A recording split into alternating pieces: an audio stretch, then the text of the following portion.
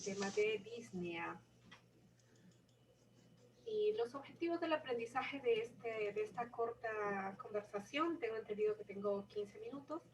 Al final de esta presentación, la idea es que podamos describir generalidades epidemiológicas de la disnea en pacientes con enfermedad crónica compleja o enfermedades que limitan la vida, valorar la importancia del diagnóstico diferencial en disnea y generalidades respecto al mejor tratamiento para disnea basados en el diagnóstico y en las metas de cuidados del paciente.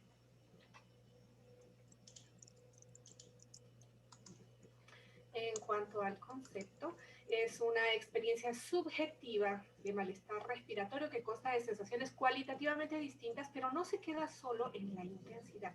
La experiencia de disnea se deriva de la interacción de múltiples factores fisiológicos, psicológicos, sociales y ambientales, igual que el dolor. Y se pueden inducir respuestas conductuales como el apoyo que se da en el caso del tratamiento del dolor. Entonces, cuando hablamos de cuáles son las manifestaciones clínicas de este síntoma, primero que son subjetivos, entonces ni su presencia ni su gravedad lo vamos a poder deducir ni de pruebas diagnósticas ni de exámenes complementarios. Es multidimensional, como había mencionado, el concepto que dice el doctor Bruera en el manual de Oxford, y ningún elemento de la exploración física tampoco nos va a poder explicar de forma fiable la presencia o la intensidad de la disnea. Cuando se evalúa al paciente, debe ser valorado en el contexto de actividad física. En cuanto a epidemiología, pues varía mucho, va a variar del diagnóstico, va a variar de la etapa de la enfermedad y de la extensión de la enfermedad, y también va a variar de la herramienta, si vamos a usar Edmonton, depende de la herramienta que tomemos para medirlo. Al menos en los pacientes con enfermedad cardíaca avanzada y EPOC se presenta entre el 60 y el 90%. En mayores de 65 años es la segunda causa de asistencia a emergencias. En la población con cáncer, la prevalencia va a variar dependiendo de la enfermedad. Un 7% en cáncer gástrico avanzado, como un 45 o 50% en cáncer de pulmón avanzado. Y en las últimas 6 semanas de vida, todos los pacientes con cáncer, el 70% van a experimentar falta de aire. Tal vez estoy un poco sesgada con el tema oncológico. Yo trabajo en un instituto exclusivamente oncológico, y este PAI que vemos ha sido publicado hace menos de un mes. Es a nivel global la necesidad de cuidados paliativos en pacientes adultos.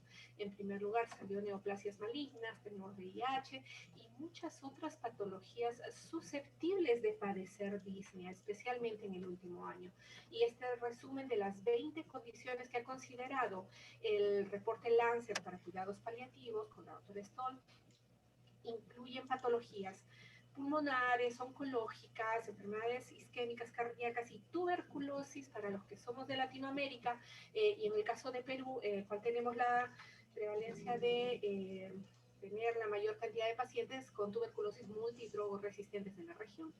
Entonces veremos en estas patologías que la necesidad de que todos estemos preparados en disnea es no solo importante académicamente, sino es un tema moral y ético. Si hablamos directamente del diagnóstico de cáncer, la barra roja es la frecuencia con la que tenemos disnea, esto en enfermedad cardíaca congestiva, y esto en enfermedad pulmonar obstructiva crónica. Sin embargo, si bien estas patologías que hemos mencionado, el color amarillo es los días de sufrimiento que están generados, relacionados al síntoma de disnea, lo vamos a ver además sobre estas barritas amarillas en múltiples otras enfermedades. Pero no hay distinción entre ricos y pobres, esto es países de bajos ingresos, y este es el promedio global, la incidencia, no va a discriminar si estamos en diferentes latitudes. Y el arte del manejo de la disnea va a estar en cómo lo manejamos, igual junto con la familia y los cuidadores, en relación a en qué momento de la trayectoria de enfermedad se va a presentar. Por ejemplo, esta es una trayectoria de cáncer donde abruptamente vamos a tener síntomas que se exacerban de un momento a otro, o tal vez periodos de crisis y salen, y crisis y salen, donde tenemos aquí los problemas pulmonares y cardiovasculares y los neurológicos, donde es mucho más largado. La disnea es una de las causas con las que más frecuentemente los pacientes acuden a urgencias, siendo a veces tan severas, llegando a la sofocación en la cual la única solución, debido a la condición en la que ya viene el paciente, es la sedación con la desconexión en conciencia del paciente. Este estudio trató de responder a la pregunta de por qué los pacientes con cáncer acuden principalmente a la emergencia. En primer lugar, dolor, pero de entre los 7 principales diagnósticos tenemos 4 altamente relacionados con disnea. Y en este estudio trataron de responder, bueno, ya eso es en pacientes en general, pero ¿y en pacientes que han ido a una unidad de cuidados paliativos?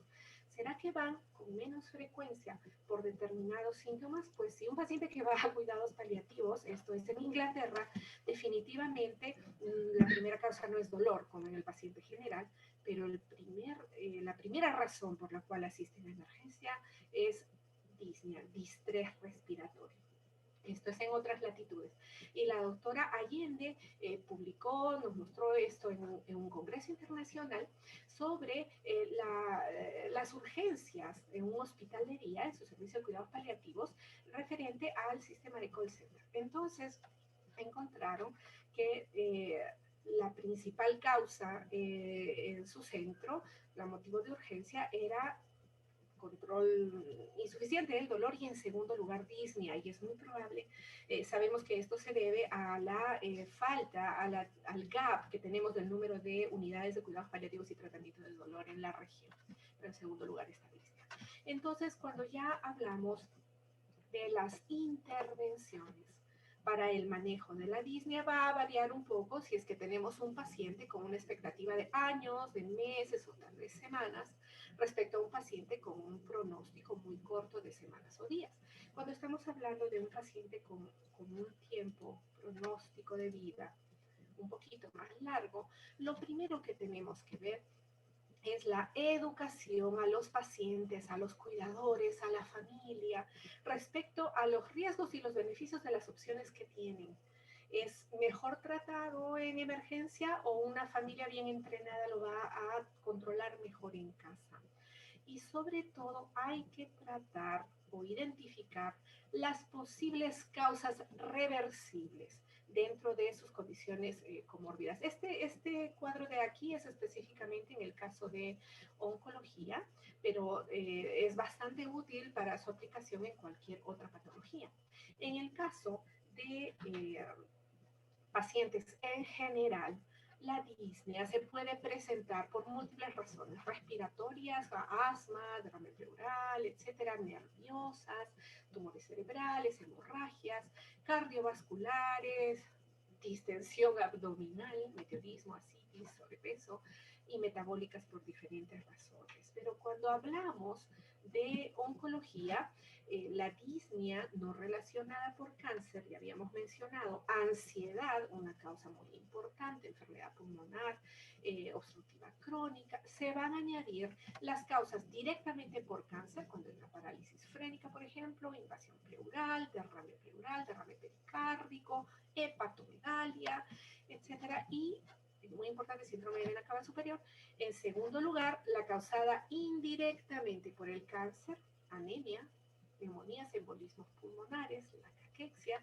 Y en tercer lugar, la disnea producto del tratamiento del cáncer generados por el intento de controlar la enfermedad, como son los problemas de neumonitis post-radiación, post-cirugía o post-quimioterapia. Cuando ya hemos valorado si el paciente tiene una causa que pueda ser revertida y la hemos tratado, ya podremos pasar a otro tipo de manejos. Entre ellos tenemos, por ejemplo, la oxigenoterapia en el caso de hipoxia sintomática. Algo que hablamos mucho con nuestro personal es no seamos esclavos del oxímetro, saturación por menos de 94, insuficiencia respiratoria, menos de 90, colocar oxígeno. Si el paciente no refiere el síntoma de disnea, podemos evitar o disminuir el aporte del oxígeno, que también nos trae efectos indeseables como sequedad de mucosa, sangrado, dependencia, disminución de la movilidad, etc. El uso de oxígeno en el manejo de disnea puede aliviar como tratamiento único solamente oxígeno, los casos de disnea leve y en algunas situaciones cuando no están asociadas a ansiedad, etcétera. Pero raramente es efectivo en disnea severa. Usualmente no se necesita para aliviar la disnea de pacientes agónicos. A veces es complejo de explicar a los familiares, pero en un paciente con una bradipnea marcada, un muy pobre trabajo torácico, el oxígeno con gotera no va ni a prolongar el tiempo de vida, ni mucho menos a dar confort al paciente. Es un recurso costoso que no es fácilmente accesible, al menos en el medio en el que yo me desenvuelvo, es muy difícil que el paciente acceda al oxígeno en su domicilio, sobre todo ahora en esta coyuntura COVID. Es solicitado por las familias, incluso el oxígeno, aun cuando no es necesario, y por supuesto habíamos hablado de no ser esclavos del oxímetro. Luego, ¿qué tenemos para el alivio de los síntomas? Agotado el tema del oxígeno, es necesario recurrir también a las medidas educacionales, psicosociales, emocionales. Si nosotros no nos hemos preocupado de este aspecto, estamos dando un tratamiento inadecuado por más que hayamos dominado el tema farmacológico, así como las terapias no farmacológicas, entre ellas, por ejemplo, los ventiladores, el aire frío, el manejo del estrés mediante terapias de relajación y medidas de confort. Y es que en realidad todas estas actividades llegaron para quedarse en el control de los síntomas desde hace muchísimos años, pero nos falta todavía mucho más en cuanto a investigación. En cuanto a intervenciones no farmacológicas para la disnea, los estudios nos, nos indican que, por ejemplo, con menos resultado podríamos tener las técnicas de distracción. Con mejores resultados se ha visto técnicas como yoga o como counseling, pero no hay estudios que diferencien en intensidades de Disney, además. Sin embargo, simplemente el manejo de la respiración, por ejemplo, para el control del vago y la activación del parasimpático, controlando la ansiedad y la condición del paciente es bastante efectiva. Ejemplos tan simples como simplemente estimular los receptores del área de distribución del nervio trigeminal, como cuando nosotros corremos y sentimos que nos ahogamos, nos damos un poco de aire y ya sentimos que estamos mejor, no estamos empujando más oxígeno al pulmón, simplemente nosotros estamos estimulando en el paciente estos receptores trigeminales que están muy relacionados con el control de la frecuencia respiratoria. Hay que siempre indicar limitar el número de personas de la habitación, eliminar el humo y el apoyo del equipo interdisciplinario. Es difícil, es complejo, no todos tenemos los recursos de psicólogo, de nutricionista, de fisioterapeuta, sin embargo, en el caso de Disney es esencial. Y una vez que hemos cubierto esto, ya podemos pasar a las terapias farmacológicas. Si antes no hemos cubierto esto, es muy probable que recurramos a dosis mucho mayores en la parte farmacológica y no vamos a obtener los resultados que deseamos. Y bueno, como gold estándar de manejo para disnea, los opioides específicamente, principalmente morfina y en algunos casos considerar el uso de benzodiazepinas si es que está como coexistente la ansiedad. Entonces, esta revisión de Cochrane, por ejemplo, dice los opioides para el alivio de la disnea refractaria en adultos con pacientes de enfermedad avanzada. ¿Qué opioide utilizar? Pues definitivamente morfina muestra mejores resultados y otros opioides no han mostrado beneficios. Y en cuanto a la vía de administración, por un tiempo cuando yo era residente se comentaba el uso de la morfina mediante nebulización. Definitivamente la nebulización no muestra beneficios y la mejor manera es administrarlo oral, si es que es posible, y parenteral, tanto subcutáneo como endovenoso, tienen iguales beneficios. Y definitivamente así administremos la mejor de las terapias y las dosis, no va a presentar beneficios en la capacidad de ejercicio. No podemos darle al paciente una expectativa falsa de que va a poder tener mayor actividad simplemente porque reciba el tratamiento adecuado. Los efectos adversos esperados son náuseas, vómitos, estreñimiento, mareo, pero en esta revisión grande no se encontró mortalidad que pudiera ser atribuible a la intervención de administrar opioides. Este estudio del año 2012 se aplicó en pacientes y la consulta era pues cuáles eran las expectativas, las fantasías de los cuidadores de los pacientes y de los médicos. Y en cuanto a los pacientes, el resultado era que sentían una mejoría sustancial en la disnea, en los efectos adversos leves y que mejoraba la calidad de vida y ellos no manifestaban tener mucho temor al uso de morfina para el control de la disnea y deseaban continuar su tratamiento. Sin embargo, cuando se hizo la parte dirigida a los profesionales, encontraron que tanto familiares y los especialistas que fueron neumólogos, internistas y paliativistas manifestaban frustración por el control subóptimo, es decir, que esperaban mejor control del que habían logrado con los tratamientos dados, deseaban conocer nuevas estrategias de manejo, es decir, deseaban más. El manejo de disnea es un reto muy importante para los profesionales de cuidados paliativos, pero sí se mostró que eran resistentes o reticentes a usar opioides en EPOC avanzado por el temor al doble efecto. Se sentían de alguna manera incómodos con el uso ambulatorio, el temor de decirle al paciente lleve esta morfina y úsela en casa, lo mismo, el temor al doble efecto y la depresión respiratoria que pudiera acelerar la muerte. Ahora, eso en cuanto a un paciente que tenga una expectativa considerable, ver los diagnósticos diferenciales, etcétera. Pero esto va a cambiar si tenemos un paciente con un pronóstico de semanas o de días. Hay que valorar muy bien a cuál paciente vamos a hacer un examen complementario y a cuál definitivamente ya no. Y cuando estamos hablando de un paciente con una expectativa mucho más corta, vamos directamente al alivio de síntomas. Nos vamos a las terapias no farmacológicas tal cual, pero con mayor intensidad, como lo vimos en los pacientes con una expectativa mayor de vida. Y en la terapia farmacológica, igual que el oxígeno, acudiremos inmediatamente a la morfina, si es que no la recibía. Pero si ya la recibía desde etapas previas, semanas o meses previos, y el paciente no tiene el síntoma controlado, se tomará la dosis de morfina del día y se recomienda incrementarla en un 25%. Si este tema con el manejo de la disnea está relacionado también a ansiedad y es muy frecuente que esté relacionado a ansiedad, podremos pensar en la asociación con benzodiazepinas.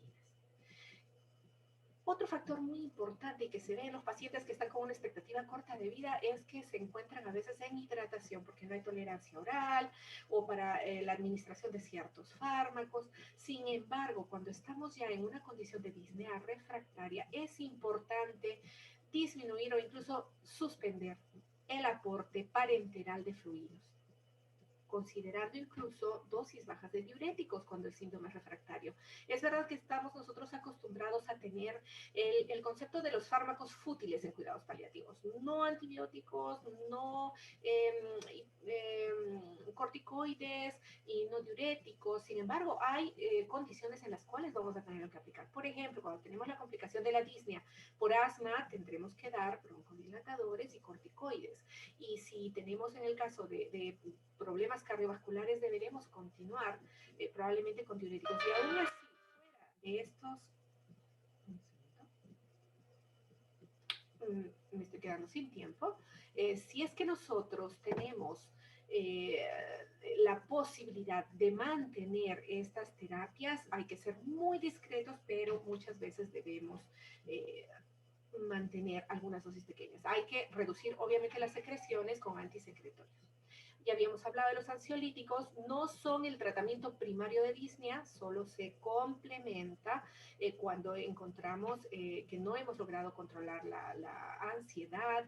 Podemos utilizar tanto lorazepam como diazepam como clonazepam, pero en pacientes con una expectativa de vida corta, lo más usado y más llamado es usar midazolam. Las conclusiones son, la disnea es un síntoma común y angustiante para los pacientes. Los planes de evaluación y manejo deben ser específicos para cada paciente. Hay que abordar las afecciones reversibles, como en el dolor. No es solo tiene dolor y doy la medicación y le subo la dosis. Identifiquemos qué es lo que está generando para ver si es posible de tratamiento reversible y recordar que no es probable que una sola terapia resuelva la disnea crónica, por lo tanto, recurrir a la combinación de estrategias es lo mejor que podemos aplicar para nuestros pacientes. Muchas gracias por su atención y que tengan una muy bonita semana.